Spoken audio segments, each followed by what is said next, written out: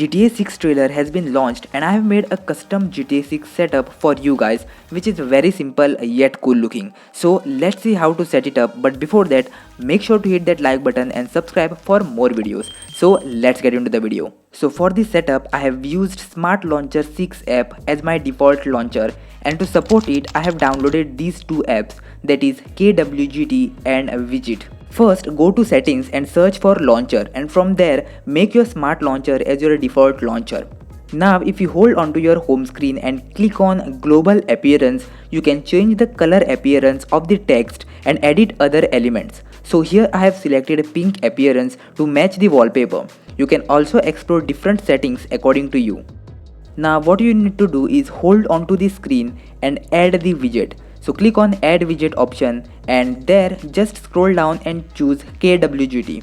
Now here select the size and click on the widget option, and then select the installed packs and choose your widget which you like.